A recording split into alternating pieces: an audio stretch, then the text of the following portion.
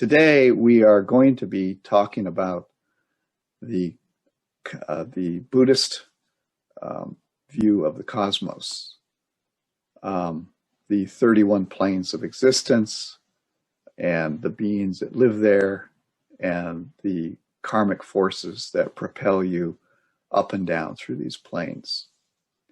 And this is a huge subject. Of course, I'm only going to talk about a little bit of it today. And that part today is going to be the lower realms. We have the higher realms, the heavenly realms, and we have the lower realms, which are the hells. And today it's going to be your pleasure to be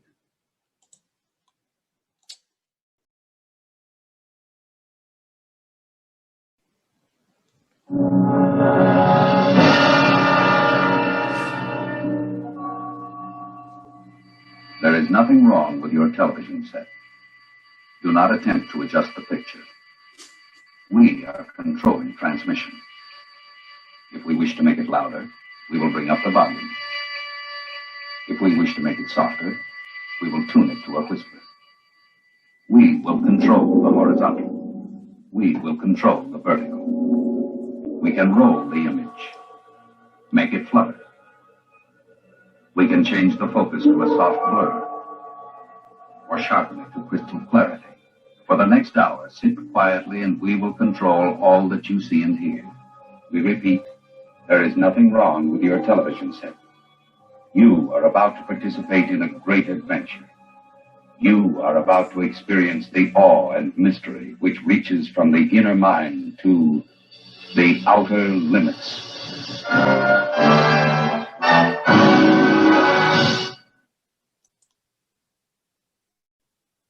There you go. Love that intro. I grew up with that. Outer Limits in the Twilight Zone, the original. Okay, so let's take a look at the presentation here. Okay, so the 31 planes of existence make up 5 destinations. Number 1, the hell realms, which is in Pali Naraya. The animal realms, the Tirachana, the ghost realms, which is the Petas. It's not necessarily the ghosts that you think of as ghosts, but there's the beings that are Petas.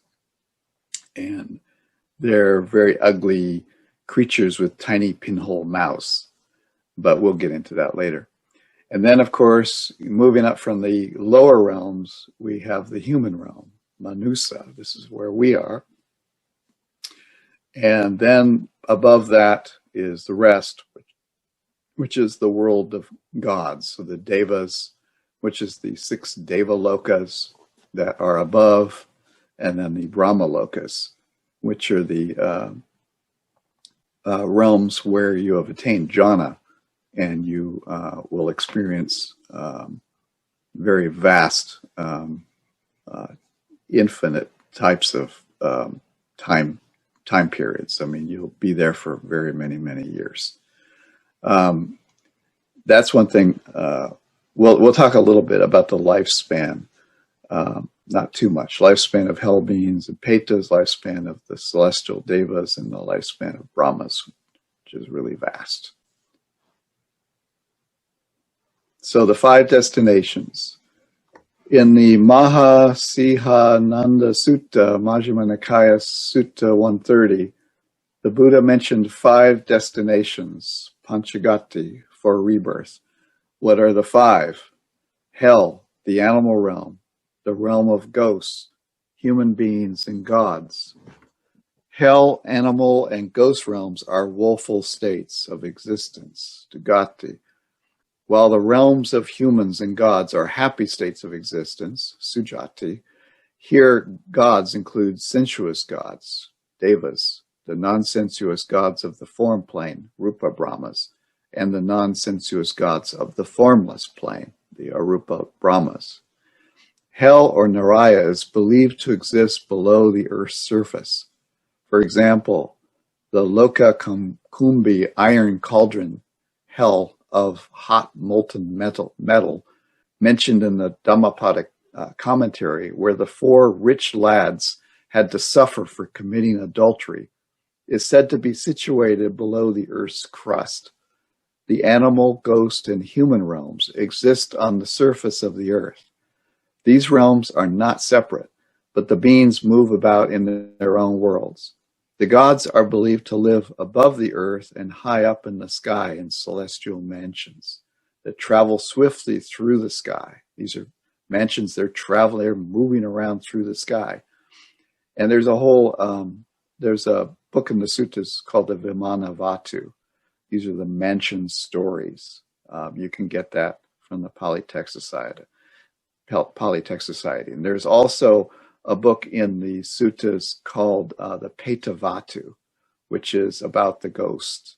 And there's many, many stories of those. And I've read through all of these. They're very, very interesting. So the hell realms. What awaits bad Buddhists? Arg, they're being boiled in oil. Here's a kind of a fork with human beings on the end of it being steamed, it looks like. And here are some beings that are being attacked by wild animals, and some beings that are going into a pot. And this one is, I think, some sort of ogre that's attacking somebody. Anyway. I first really got interested in this when I read this book. This is called 23 Minutes in Hell by Bill Weiss. And that's, oh, look at that. My book, there it is. That's the book right there. You can get it on Amazon or anything. But it's a very interesting book because this guy has an experience, which I'll let him tell you about. We have a video we're going to be watching about his experience. And this is just a normal guy, and it's just all of a sudden he fell into this realm at night and experienced some pretty strange things. So what is this hell? In Buddhism, beings are born in hell due to their accumulation of weighty bad karma. There they undergo unlimited suffering that is hard to endure and dreadful, terrible, and heart-rending. The Buddha said that the suffering of one stabbed incessantly by 300 spears compared to the suffering in hell is like a small stone compared to the Himalayas. However, the hell beings do not suffer eternally, unlike what is taught in other religions. Upon the exhaustion of their evil karma, beings may be reborn in good states as a result of their past good karma. According to the commentaries, there are 8 major hells, namely, what happened here? I guess where did they go? Here they are. The Sanjiva, where beings are cut into pieces and killed for many thousands of years, and they revive there again and again to undergo this torture. Hence the name Sanjiva, the revival hell. And you have a body that is, and Bill Weiss will talk about this, your body can be cut up and killed and torched and all of these things, and then it just regenerates to get some more pain. It's really, really wonderful. You cannot die. You suffer all the torture, but you cannot die. Kala Sutta, where they are split like wood with burning saws along a mark made by a black thread. Hence the name Kala Sutta, or the black thread hell. Sangata, where they are crushed to death over and over again by iron rollers. Hence the name Sangata, the crushing hell. Roruva, where there is a terrible screaming by beings constantly consumed by flames and smoke, entering their bodies through the 9 orifices. Hence the name Roruva, the scream in hell. Then we have the Mararuva, where the screams are greater because of the awfulness of the fire torture by being baked in a huge mass of fire. Hence the name Maharuva, the great screaming hell. Tapana, where beings are pierced with giant red-hot skewers and roasted over a fire, firmly held and unable to move. Hence the name Tapana, the roasting hell. Mahatapana, where beings are forced by fiery weapons to climb up a burning mountain until they fall down only to be strung up again on fiery iron bars, firmly held and unable to move while being roasted. Hence the name Mahatapana, the extreme roasting hell. And here we come to the worst, the Avicii, the lowest and greatest hell, 100 yojanas. 1 yojana is about 8 miles. This is a term used in Buddhist terms that is a measurement of distance. So you'll hear how many yojanas something is. I might be pronouncing that wrong. Yojana, I don't know. It's 12 kilometers and 8 miles. So the Avicii is 8 miles square, encircled by an iron wall with an iron roof above and an incandescent floor of glowing iron. So here beings are attacked by blazing fires that rush incessantly from one side and strike at the opposite side. The heat is so terrible that it is said that even the bones melt there. Since there is no intermission of suffering here, it is called Avicii, the hell without intermission. Then we come to the minor hells. Each great hell is surrounded on each of its 4 sides by 5 minor hells, bringing the total number of hells to 8 plus 8 times 4 times 5, 168. The terrible sufferings of beings in these minor hells are described in the Devadutta Sutta of the Majjhima Nikaya. Yet in all cases, the beings do not die, but undergo the torture repeatedly so long as the evil karma has not yet exhausted its results. The minor hells are the Milhakupa, or excrement pit hell, where beings are pierced by a horrible horde of worms. That'd be nice. Then there is the Kukula, or hot embers hell, where beings are cooked like mustard seeds. Then we have the forest of Simbali trees, bristling with long, sharp, burning, blazing thorns, which pierce and tear the flesh of beings who are forced to climb up and down these trees. Then there's the forest of swordleaf trees, whose razor-sharp leaves, stirred by the wind, cut off the hands and feet, ears and noses of beings who enter it. Then there is the terrible river Veterani, whose running water is caustic. Beings fall into it and are swept upstream and downstream, constantly being attacked by caustic water.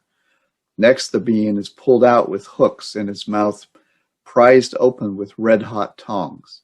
He's fed with a red-hot iron ball that burns his lips, mouth, throat, and stomach, and it passes out below, carrying with it his large and small intestines.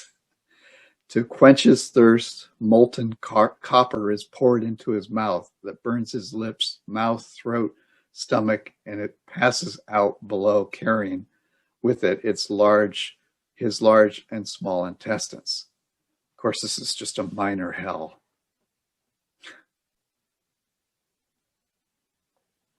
Okay, so now we're going to watch a little movie here. Here's one little picture of hell. Okay, let me pull up.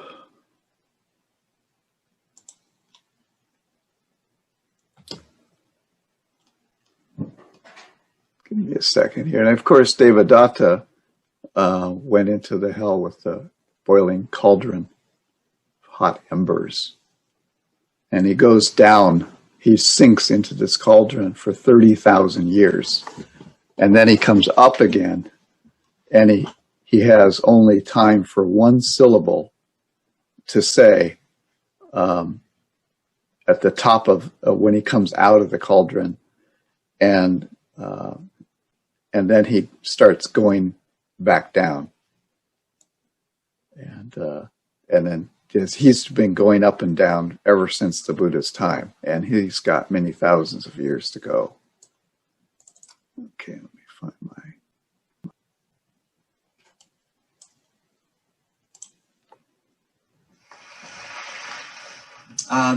It's interesting. If most of us go on a vacation, we will check out the sites, hotels, restaurants. We'll do some investigation. Yet most people will do no investigation on where they're going to go after they die. They put a great deal of effort into a short holiday and no effort into eternity. Why is that? I believe it's because most people tend to believe whatever they're raised with and not question it. But not questioning something, you can remain ignorant or uninformed. You could be on the wrong path. The wisest man that ever lived was King Solomon, except for Jesus. And he said in Proverbs 14:12, there is a way that seems right unto a man, but the end thereof are the ways of death. So we ask you to simply remain open. Mark Twain even said, we're all ignorant just about different things. All right? This is not a message of condemnation. This is simply a message of warning. You know, what loving parent wouldn't warn their child not to play in a busy street? Well, that's what God's doing. He's given us a warning. There really is a hell. It's far more horrendous than you can imagine, but it's your choice. You don't have to go there. 12 years ago, when this experience occurred, I didn't really want to share it with anybody. I'm a conservative person by nature. I've been a real estate broker with my own company for 35 years. And to be identified with saying you've been to hell was extremely uncomfortable for me. I shared it with one close friend and my mother 2 weeks later. Well, it spread from there. We began getting invited all over the country. So for the next 7 years, my wife and I, we would take her 2 days off a week and her vacation time, and we would travel to wherever we were invited. And we paid our own way. We never took any money from anybody for this for 7 years. Then the publisher came to us after that time, which is about 5 years ago, and they asked us to write the book. So it was not something we wanted to self-promote in any way. But you might ask, Bill, how do you know this wasn't just a bad dream? There was 3 reasons, but just to give you one quickly. On the way back from this experience, I was traveling back with the Lord, which I'll tell you about. But we came above our home, and I viewed my body lying on the floor. So this was not a near-death experience. This was an out-of-body experience that comes under the classification of a vision. And in 2 Corinthians 12:1 and 2, Paul, when he was caught up in a vision into heaven, he said whether in the body or out of the body, he didn't know. Well, the Lord just happened to show me that I left my body. And when I came back in, this body is not equipped to handle the horrors of hell. The memories and thoughts of hell flooded back into my mind, and I knew I was dying. And I went into a traumatized state, and I started screaming. And my screams woke up my wife, so I wanted her to share with you how she found me. Certainly. This was November 23rd, 1998, and we attended a prayer meeting every Sunday night. And there was nothing unusual about the evening. We never studied the topic of hell. We had both been Christians a long time, and we went to bed about 11:30. And I woke to screams coming from our living room. And the first thing I did is I looked at our digital clock, and it read 3:23. Bill awoke at 3 a.m., so that's where the 23 minutes in hell comes from. And I proceeded down the hallway, and I found my husband in a state that I have never, ever seen him in. Anyone who knows Bill knows his nature is very calm and conservative, steady as he goes. So to see your husband in a fetal position on the living room floor with his hands to his temple and crying out in terror and torment was beyond shocking. I thought, is he dying? Do I need to call emergency services? And he began to cry out, pray for me, the Lord has taken me to hell. And when he actually said those words, I felt a relief and a peace inside, and I know that was God. And I began to pray for him, and the Lord very, very graciously took the torment and the fear from his mind. But he left the memory of what had happened so he could share his story. And we just thank every single one of you here today. You're here by divine design. Give him hell, honey. Son. Praise God.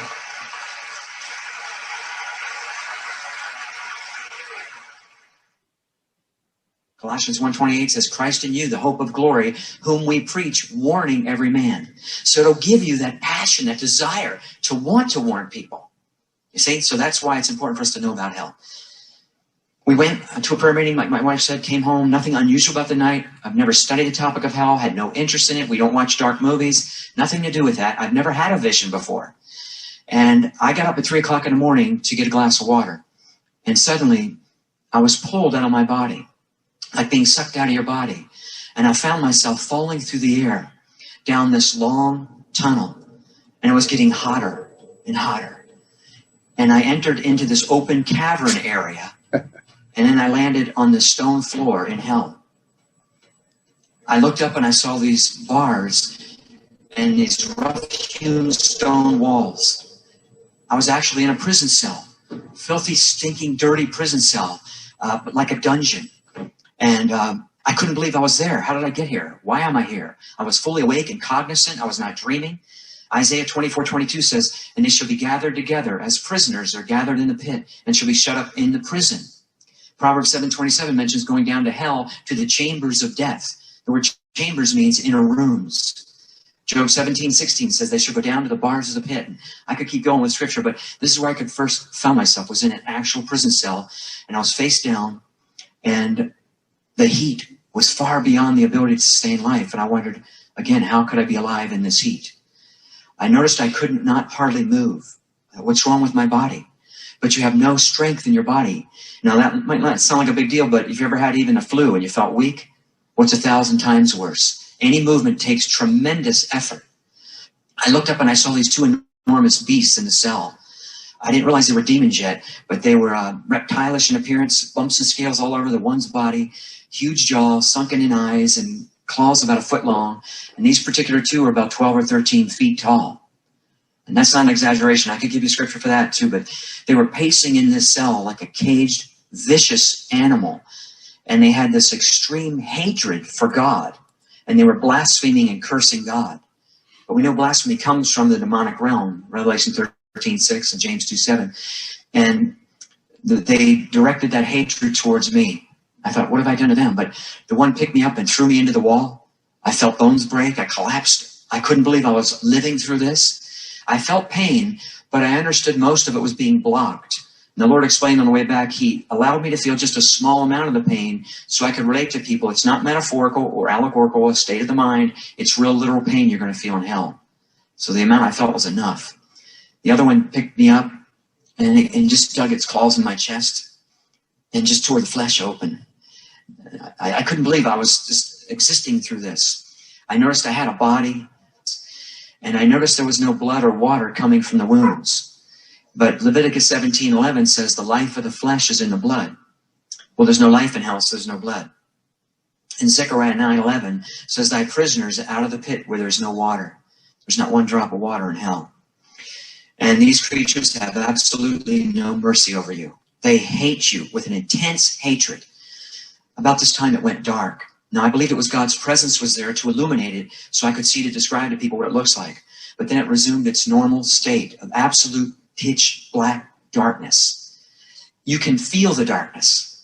And that's not an exaggeration. Exodus 10:21 talks about a darkness that may be felt because there's only hatred and wickedness in this place. No love of any kind. The fear just penetrates right through your cell and the darkness and so forth, right through every cell in your body.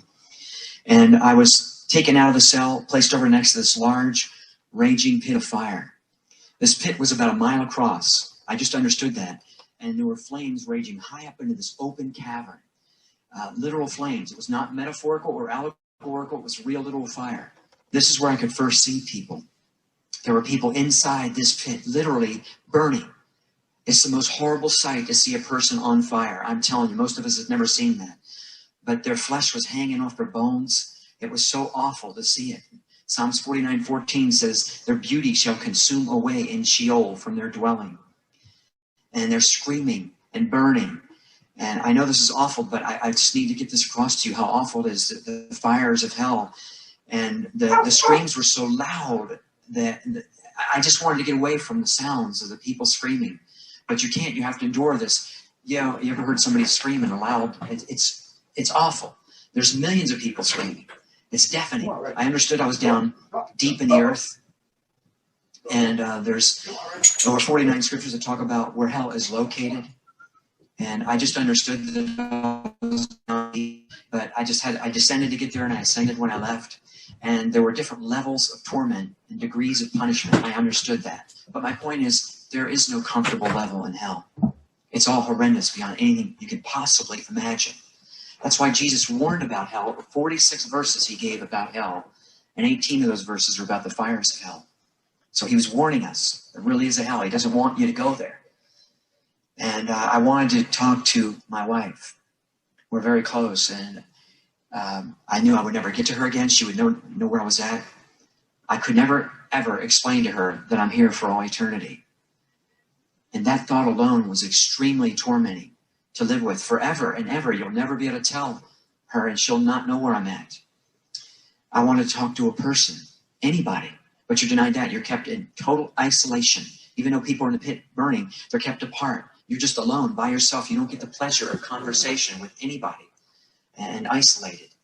It's just a useless wasting away. You have no purpose, no destiny of any kind. Ecclesiastes 9:10 says, there is no work, no device, no knowledge, nor wisdom in Sheol. Doesn't matter if you're somebody famous here, no one would know who you are there. Ecclesiastes 6:4 says your name is covered in darkness. You have no identity, no one would know who you are. And you're forgotten in hell. Psalms 88:12, Isaiah 26:14. The smells in hell are so foul and putrid and disgusting, worse than any open sewer you can possibly ever imagine. But add to it sulfur. And if you go to Hawaii to the volcano, you can't go past a certain point because the toxicity coming up from the volcano, which is sulfur, will kill you if you breathe it. Well, sulfur is just another word for brimstone. So that's what you're breathing in hell, sulfur, and it's toxic. And I wondered, how can I be alive breathing this foul, putrid air? Remember, Jesus rebuked the foul spirits, Mark 9:25. But it's even worse than that because there's not enough air to breathe. It's not like here where you take a nice deep breath. You don't get to do that in hell. You have to fight and gasp for even the tiniest bit of air. And I'll demonstrate to you, this is how you have to breathe in hell for all eternity. It's like,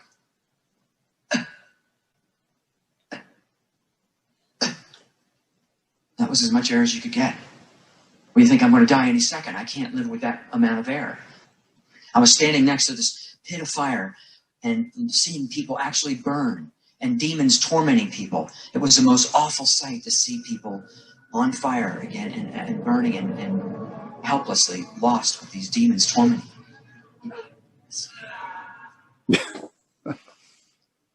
You're hungry. You don't get to eat in hell ever. We just went off a 21-day fast. You know what it's like. Never eat again, ever. Imagine. You don't get to drink just one drop. If I was to give you a drop of water, it wouldn't suffice, would it? Wouldn't help you. But in hell, you do anything for that drop of water. Anything. Like the rich man wanted that drop. He's still waiting for that drop 2,000 years later. You never get it. I began being raised up this tunnel and into absolute darkness. And then suddenly, this bright light appeared. I knew immediately who it was.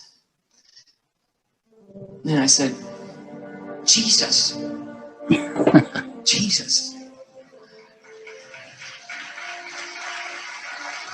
I didn't see his face. I just saw an outline of a man standing in this bright, pure, holy light, like no light I've ever seen. And I thought, Lord, why'd you send me to this horrible place? He said, because many people do not believe hell is real. He said, even some of my own people do not believe hell exists. That statement surprised me. I thought all Christians believe in hell, but we have found out since many Christians don't. They believe in universalism, annihilationism, soul sleep, all kinds of things, but hell is real. And I thought, Lord, I don't want to tell anybody about this experience. They're going to think I'm crazy or had a bad dream. He said, it's not your job to convict their hearts. That's the Holy Spirit's. He said, you just go and tell them.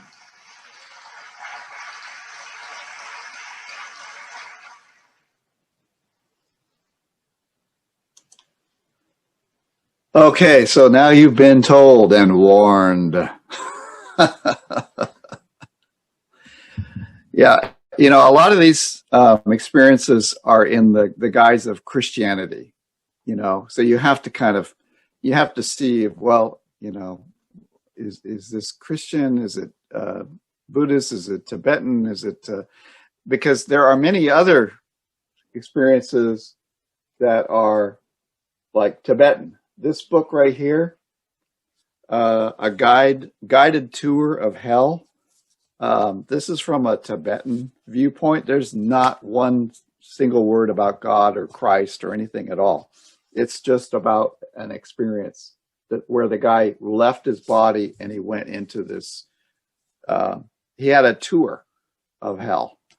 And then we have this incredible book. I mean, it's kind of a funny name. While Out of My Body, I Saw God and the Living Dead. Great title. But this guy, he also experienced these things, and he was of sound mind enough to ask the beings there how they got there. And if you think about the Tvija process, where the way to Nibbana is you remember past lives. First of all, you go to the fourth jhana.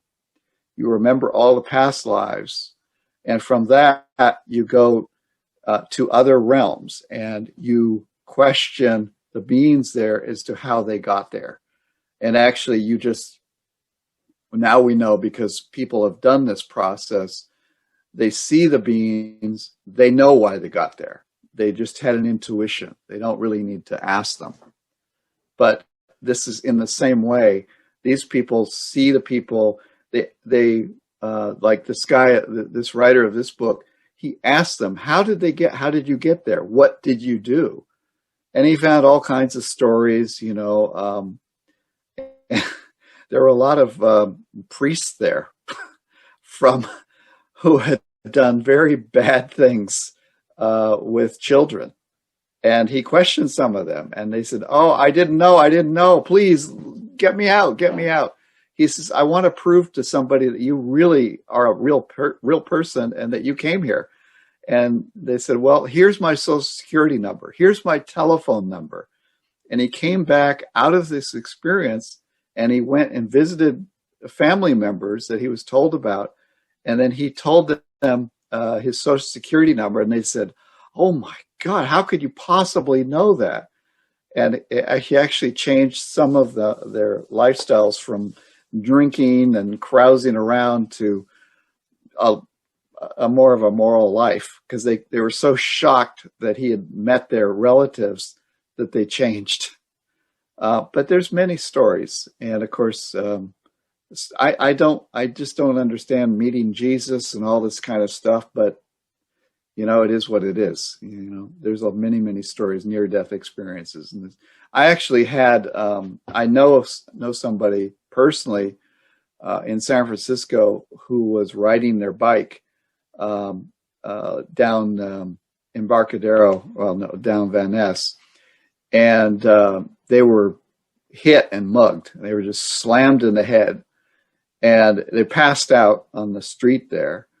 And she was not living a great lifestyle at the time. I mean, she was drinking. She was just in a really bad place. And she had this experience of going down this dark tunnel. And then she started to notice that there were beings there. Bhante would call them ogres. They were trying to get her, and they were trying to convince her to stay there. And she realized at that moment that her life was on the wrong path and that she needed to turn around and do something different. And after that experience, and she recovered and I think went to the hospital, but everything was okay after that. But after that, she changed her lifestyle completely. And it was one of these near-death experiences where you actually have a change in your lifestyle. And so I know her personally, and I said, "Well, there's a lot of stories, and here's one story right there that that you went through." So let's get back to the presentation. We won't do too much more of this because I know you're shaking and screaming with agony. But let's see if we can go back. If I can find it. Okay, hold on a second. Oh, there it is. Yeah.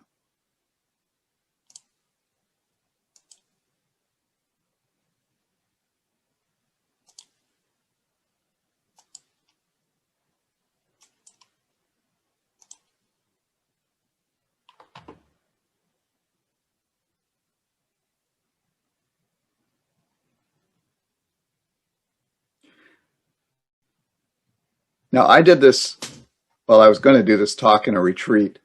I have a lot of other readings from other books, but it just can go on and on. The Petavatu has stories of these ghosts of Petas. Petas you'll hear a lot about in Buddhism. They're creatures who are very ugly. They have pinholes for mouths. They're constantly thirsty and hungry. And they can go 500 years and not get any sort of water. And they just go around and they smell and they fly through the air. And there's many stories of suttas where the monks see them in the air and they go to the Buddha and say, "What was that?" And he said, "Well, that being had been a butcher in his last lifetime. And now he's become a Peta. And he's going to have to suffer this for a very long time." So there's many stories of these ghosts or Petas. There are some stories where they become they visit a hell realm at night, and then they visit a heavenly realm during the day, and they experience a celestial mansion. So there's this kind of 12 hours on and 12 hours off. There's beings, people that experience that sort of thing. And then there are stories where people are in the heavenly realms here. But we won't go into that right now. So let's see. Okay, went through that.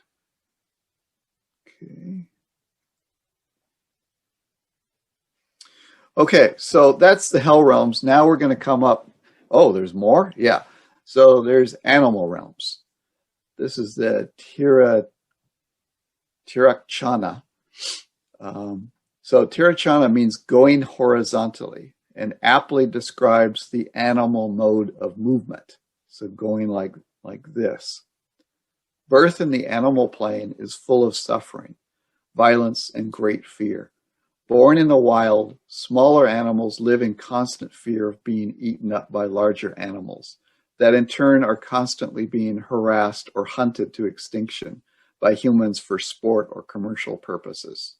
They suffer from heat and cold, flood and drought, and there is no one to tend to them and when they are sick and wounded. Domesticated animals fare no better. Most are bred and killed for their meat, fur, horns, bones, skin, and so on. In less developed countries, they become beasts of burden, bound by many ropes, yoked to carriage shafts, plow or cart, shoulders bruised, beaten with whips and sticks with some carrying crushing loads. Household pets would appear to have a relatively better life, only if they have kind and understanding owners. Otherwise, they would have to scavenge the streets for food and face the danger of being killed or injured by fast-moving vehicles. Life is truly suffering for these dumb creatures. And if you think about, we have a lot of animals here, and of course our dogs and cats, I mean, they're like in a heavenly realm. I mean, they get all the food they want, and people are petting them and adoring them all the time, and they can run around in 100 acres, and they got it good. They have it good.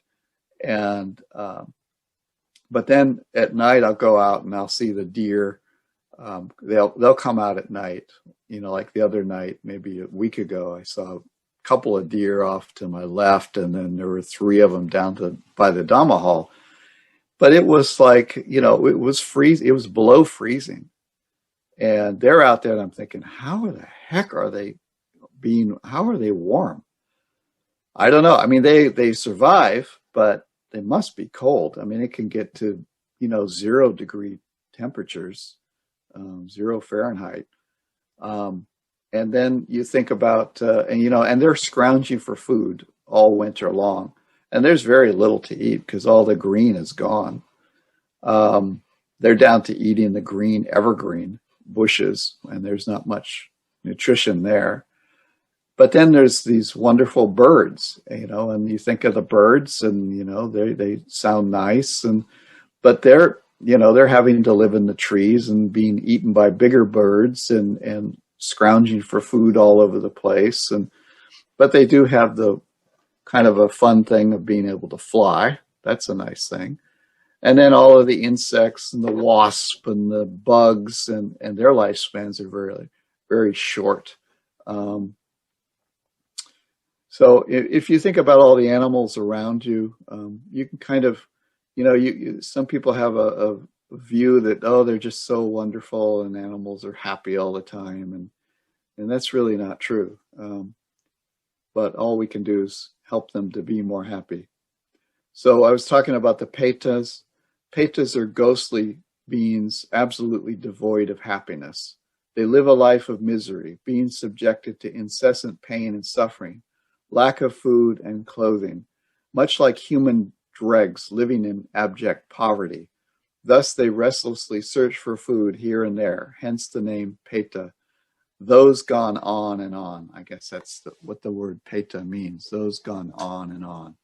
In appearance, they are generally described as extremely emaciated, having large heads with eyes and cheeks sunken, their faces darkened by long, disheveled hair.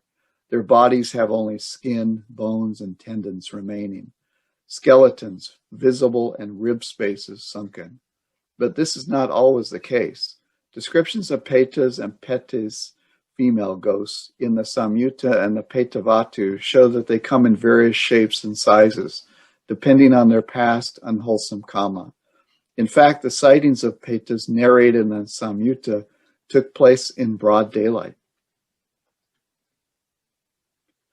In the Samyutta Nidana Vaga, Kindred Sayings, on Lakana's questions, the descriptions of various Petas which Venerable Mahamoggalana saw clairvoyantly, ranged from a skeleton to a lump of flesh going through the air, chased by vultures, crows, and falcons pecking at them, or a man or woman bristling with sword blades, arrows, or spears. They kept falling and piercing their bodies, causing them to scream in pain as they go through the air. In the Petavatu, the appearances of the Petas and the Petis are also highly variable. One had a beautiful complexion, but had worms in his putrid-smelling mouth. Another was ox-faced. Another was red-eyed with fangs, while others were emaciated with protruding veins and ribs, or with a body the size of a tree trunk and tongue sticking out of his parched throat. There was even a Peti who lived in a mansion, enjoying celestial comfort by day and suffering at night, being devoured by a black dog, which cast her bones into a lotus pond, and she regained her life each time as a result of karma.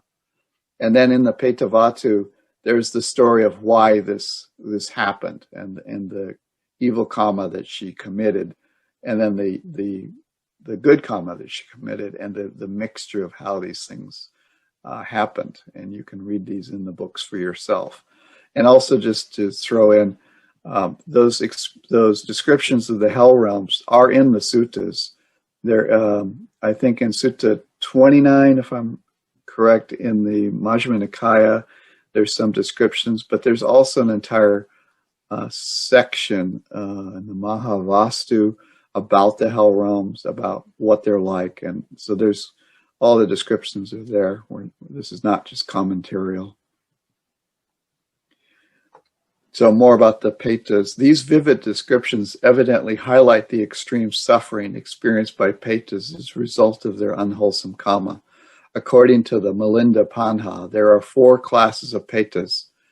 The Vantasikas, who feed on what has been vomited by others. The Kupapasinos, who suffer from being continually tormented by extreme hunger and thirst for very long periods of time. The Nija Mahatanhahikas, who are consumed by thirst, being tormented by a continual burning feeling within their bodies. The Paradatu Pajivi, who depend on what others offer for them. They remember their living relatives and see what they do. Only this class of Petas can receive and share in the merits when offerings are made on their behalf. see the transference of merits to departed relatives in another chapter.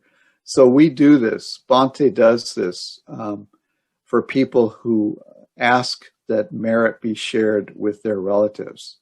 And Bhante says that it's good to share merit with your relatives on the day that they died. So like if your father died, on May 17th, every year it's good to share merit with them. And that's done by offering food to the Sangha or, to meditators or to monks. And then they will, the chief monk like Bhante would do a little chant, and he would share merit with the petas or with the dead relatives at that time.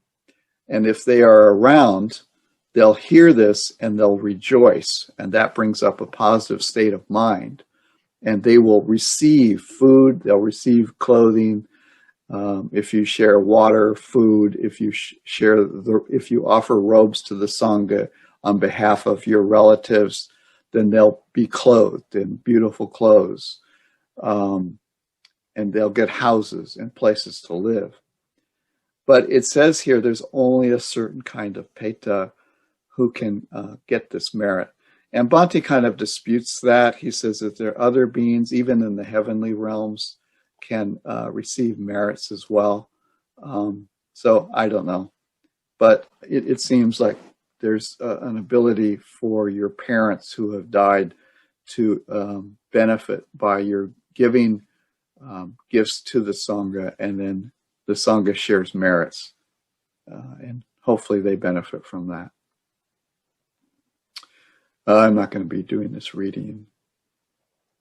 Okay, so there's another type of ghosts. These are the Asuras. They could be called Titans. According to the Katavatu, Points of Controversy, Book 8, the Kalakanja Asuras resemble the Petas in ugly and frightful shape, sex life, diet, lifespan, and intermarry within them.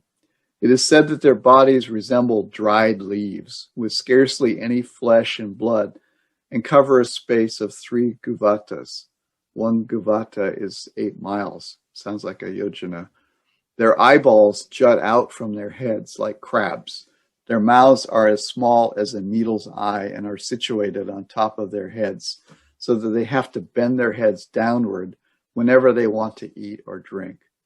Being consumed by anger, these demons or angry ghosts like to attack one another with burning weapons of their own comic productions, and are thus tormented, such torment being the resultants of their past evil actions.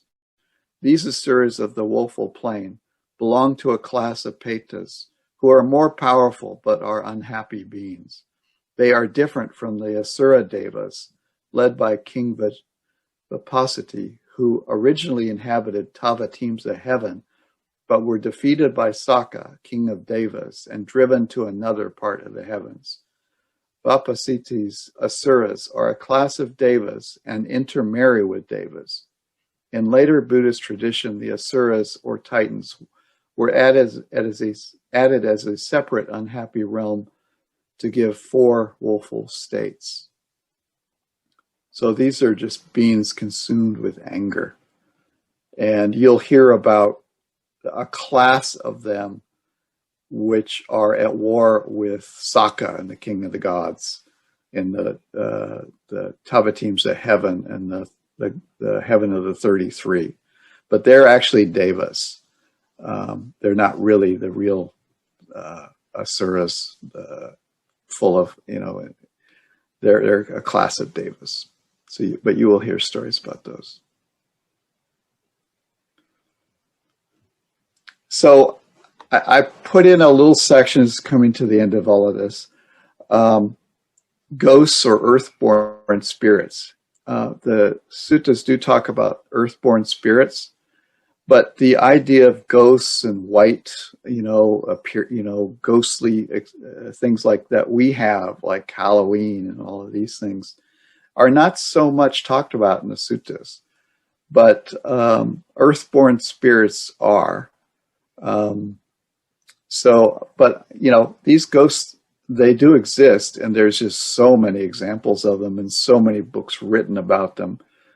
So I thought I would put in a section here. When humans die, there is good authority that the being goes to an in-between existence in which they may be caught for a long time. This is due to attachment to certain things they left behind or just are refusing to go into the light. There's the Ghost Whisperer TV show illustrates perfectly this phenomena. It's advised by famous psychic Catherine Winkowski, who can see these ghosts clear as day, just like they were people. At death, the spirit or the being that is left will go to the funeral, and afterwards, if they're not attached, they'll go into a white light, and beyond that, it cannot be seen where they go. And we're talking about, so somebody dies, and the question is, well, where are these people? Have they gone on to the hell realm, or are they gone on to a heavenly realm? Well, there's clearly many, many stories, and I've read a lot of books, that there is an in-between spot where they will go, or they won't, they'll be stuck here. And they'll be stuck as a kind of a spirit. And there are people like this Catherine Winkowski. I've heard her on the radio on some of these shows. She's amazing. She can see them walking around. And then her daughter can also see them walking around. And she'll go to funerals because these ghosts, what they do is they wait to leave to go on to the next location of wherever they're going to go until when the funeral comes. And then they go to the funeral, and once the funeral's over, now they can, it says is they go into the light. And when they go into the light, they actually move up and out. But if they don't, well, here it says, if the ghost can't make it to the other side or refuses to go, when they will wander on the earth, then they will wander on the earth plane for up to hundreds of years. They'll be stuck. They'll be trapped in this earth plane. And we have stories, people here who have seen some ghosts. And we think that they were from the 1800s.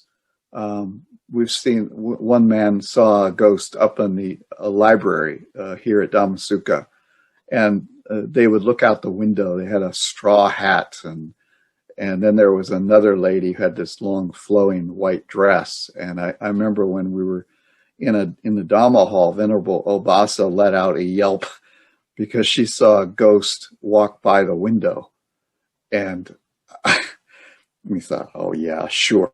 And then later on in the talk, she looks over and says, see, there's the ghost. And somebody else goes, I see them. And Bhante said, go out and see who's out there. And I went out and there was nobody there. So how do these ghosts live? Well, these ghosts feed on energy, and it is negative energy. They go to where the people are to feed on the psychic energy coming from their emotions. They go to places where people gather, like theaters. They can follow you home and stay in your house if you create a lot of emotionally negative energy. Why are haunted houses full of strange events? Because the spirits there are truly trying to cause problems, so they can feed on this psychic energy that it creates, the emotions. They will turn on lights on and off and create electrical problems. They can even move furniture. How does one get rid of these ghosts? You find someone who can see them and talk to them. They have to be convinced to move on. They may be there because they were murdered by people in the house and just can't leave them be. So a psychic is called and convinces them that it is far better place to go that is in the white light. You can do other things to drive them away, like burning sage. That's a kind of a witchy type of thing. You burn sage and that drives the ghosts away. When you die, you have a short amount of time to go into the light, about 3 days or so at your funeral. After that, the door closes. However, you can still go to the funeral home where there are people gathering over someone recently dead, and that white light door will still be open to you. So everybody be aware when you die, make sure you go into the white light. Don't stay behind. If that comes up, don't go, oh, I don't think I'm going to go. I'm going to hang out. No, don't do that. Don't do that. Go into the light. This is the author When Ghost Speaks. This is a fantastic book.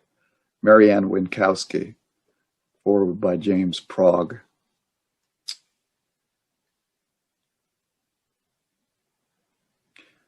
Let's see. So we'll finish with the human realm.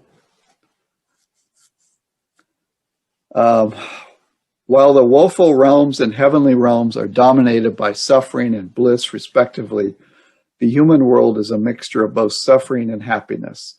Thus, a person is born either rich or poor, good-looking or ugly, powerful or weak, wise or stupid, according to his or own good or bad past actions, supportive or obstructive karma. However, to be born as a human being, the reproductive karma that conditions the rebirth consciousness, patisandhi, must be wholesome with 2 or 3 good roots. People who do not realize how difficult it is to be born as a human, people do not realize how difficult it is to be born as a human. By looking at the present human population, they think there are many human beings on earth. By looking at the vastness of the heavens, they think that there are many inhabitants in the Deva worlds. However, if they observe the animal realm closely, they will realize that just the numbers of insects in a forest alone far exceed the human population. As for the Deva worlds, it is said that although they are very extensive, the inhabitants are few. From the discourse about the blind turtle and the yoke in the Samyutta 455, one should appreciate how difficult and rare it is to be born as a human being. Birth as a human is one of the 5 best opportunities that are difficult to obtain. So the story of the blind turtle and the yoke, briefly, is there's a blind turtle. The turtle's blind. It's in the ocean. It's swimming around. Every 100 years, it pokes its head up. And there happens to be, you throw out a yoke, a tire, into the ocean, the Pacific Ocean, the Atlantic Ocean, every 100 years. You just throw it out there, the turtle comes up, puts his head through that yoke.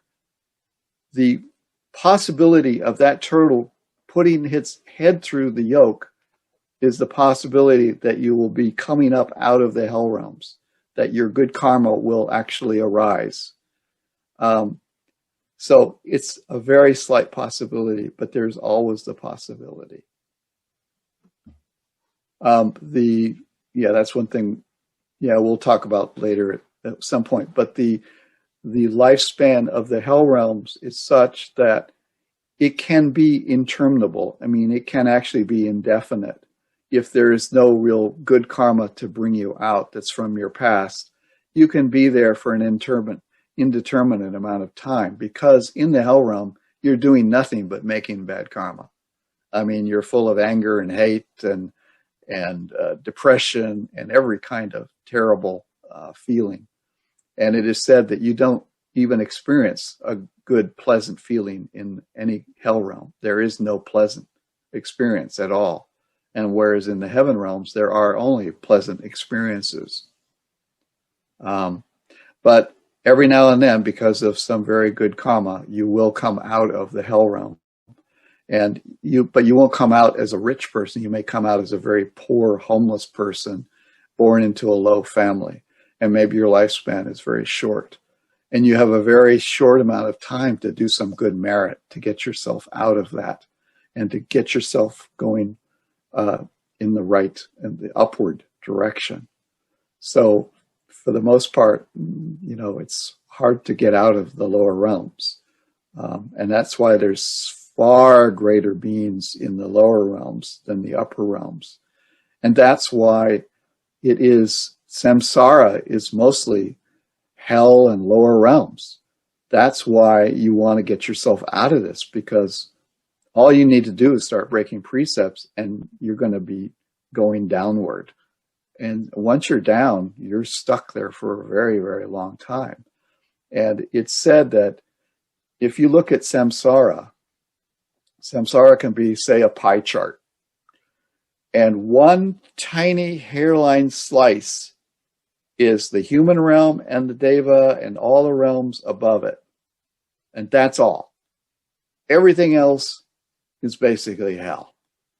And that's, people say, oh, well, samsara is a great place. I mean, think of all the great things. I just have to be good and everything will be fine. But all you need to do is slip. And all those other beings that are here, they're ignorant of the Four Noble Truths. And they don't know. And they will be stuck here forever until they find the teachings of the Buddha to get them out. But the amount of positive things that are happening is very, very slight in samsara. And that's why you do want to get yourself on out of here. Human realms, let's see. The other four beings, birth as a human is one of the 5 best opportunities that are difficult to obtain. The other 4 being encountering a Buddha, ordaining as a bhikkhu, attaining confidence in the triple gem, and hearing the true Dhamma. These 5 opportunities are important because it is through them that release from suffering can be obtained. Birth as a human being is important, first of all, because it means that one has escaped from the woeful states which involve great suffering. But it does not mean that ordinary happiness is the reason why human existence is so fortunate. It means you've entered the way out. Now, we haven't encountered a Buddha here, but we've certainly encountered the Buddha's teachings. And you can ordain as a nun or a monk.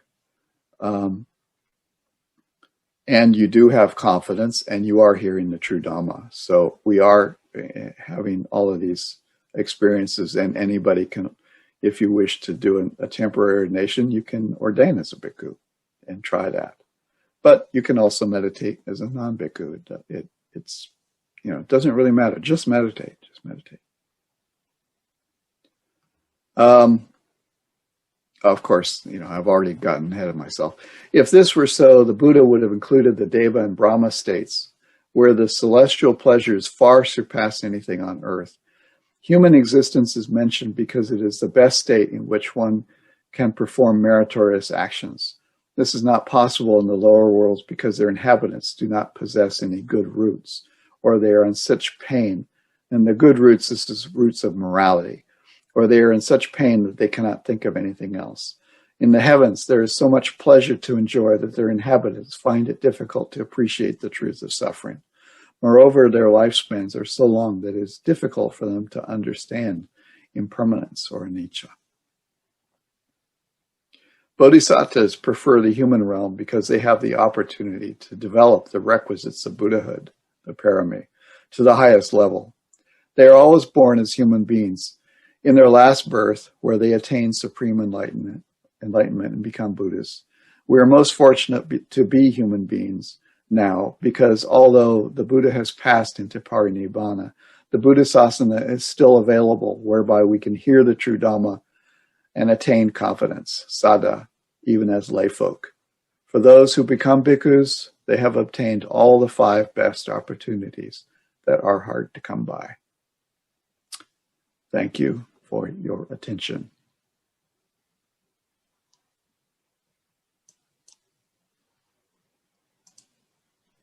Thank you. That's very A lot of information. a lot to take. When I was little, when I hear these hell stories and stuff, like I thought, okay, grown-ups are just trying to scare us so that we can be good, Well, that's true. Yeah. And some people are motivated by it. I am. I think about this stuff and I go, I'm not going there. Yeah. And if it doesn't exist, I still will have done everything to avoid going there. And just in case, I'm going to be good. But some people, they don't really get it. They don't appreciate it. Yeah. They don't I don't want to hear about it. That's, it's too depressing. Yeah. And some people they just don't benefit from it. And actually that's probably the majority of people. Yeah. So I would expect probably a lot of people on the call right now are going, well, I don't know about this, well, just meditate and it'll be fine. But actually, this is the way the Buddha attained enlightenment. He attained enlightenment by the Tivija, which is remembering past lives, going to other realms and seeing what happened in those realms. Mm. Then the final insight was because of karma, actions led to results, that there was no way that you were ever going to avoid. I mean, you can do good actions, but inevitably, through ignorance, you would do something wrong and you would just go right back down into it. And for the most part, your existence would always be in the lower realms. And he realized that karma was so powerful that he needed to do something and to get out of this mess. And then he attained Nibbana, the final Nibbana, and he was done with the whole thing. But it was the horror and the terror of samsara that drove him out. And that's where Delson will probably come in with the Upanisa Sutta and say, all right, now that we've seen the suffering, and suffering is not just fire, it's actually mental action and movement, noise, mind.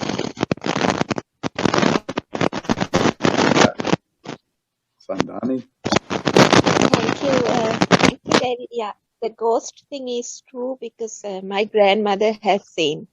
Okay, all right. So here we go. Yeah. We were so scared. My grandmother's house was nearby the Udavatta Kale Candy, near the Maligawa, that area, and there was some stories about that. And there is one bedroom, my grandmother used to sleep there, and she has seen. Does anybody else have any ghost stories? Doing a lot of chanting and monks coming to home. Okay. Yeah. Bless the area around. Well, it said if you... Yeah, still I'm scared to go to that house. Yeah. If you create a bubble of metta, none of these things will come and you'll be protected. So just radiate love and kindness to everything around you, and for the most part, nothing can come. It feeds, like from the ghost stories, these things feed on negative energy, negative emotion, anger. And when you radiate love and kindness, there's nothing there for them to take in. So that's what we do after the death. 7 days we do the chanting. We bring the monks to home. Mm-hmm. Yeah. And we chanting. Yeah.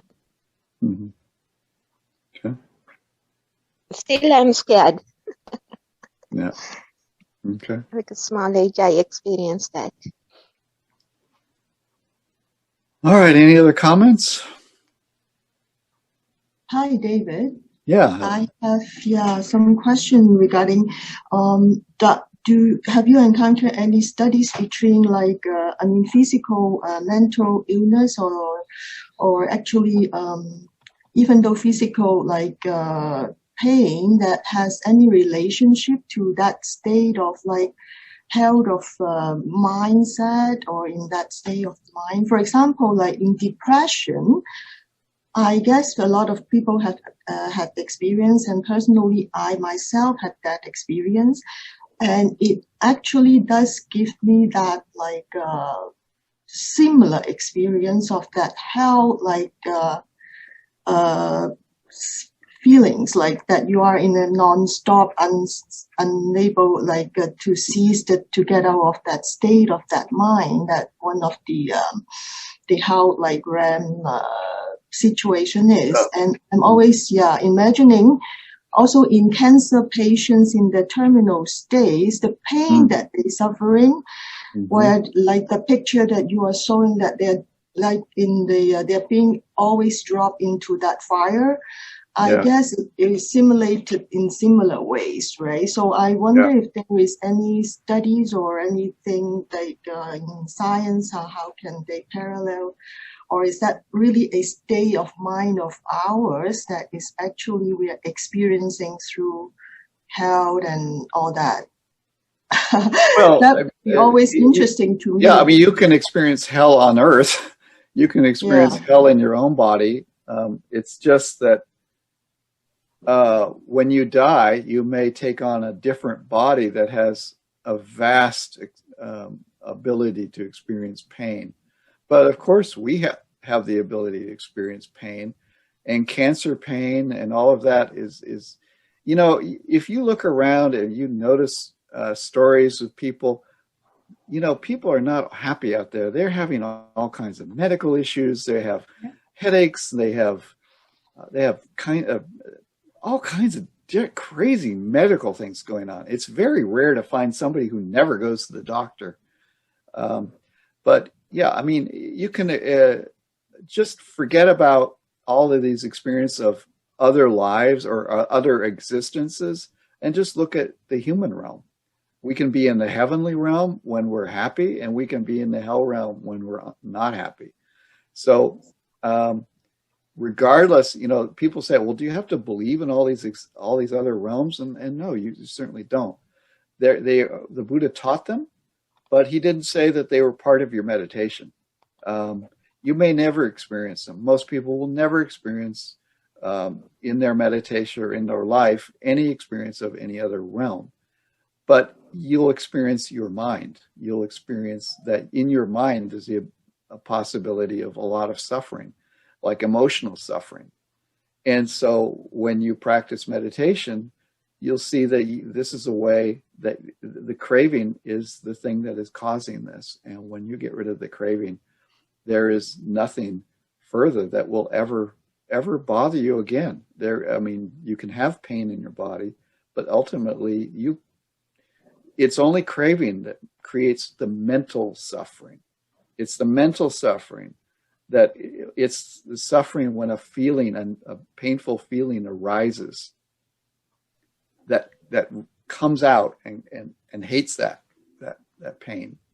You know, it's just, and if that's not happening, like in the fourth jhana, I mean, many of you experience where you'll be sitting in a chair and you have a pain in your back, and then your meditation gets pretty good, and all of a sudden the pain's gone. Well, it's still there. The feeling is there, but the craving and the hatred of that pain is gone. And so now the feeling can be there, but there is no mental suffering. So, you know, these hells and heavens are on earth. You can certainly see examples of them everywhere, and you don't have to believe in any of these other realms. But we are trying to get out of this realm, and we're trying to get out of the suffering from any realm. So. Okay, it looks like it must be 12 o'clock for you. Yes, yeah, that's all right. And any more questions?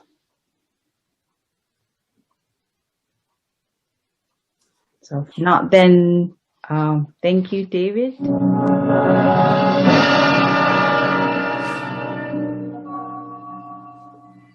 There is nothing wrong with your television set.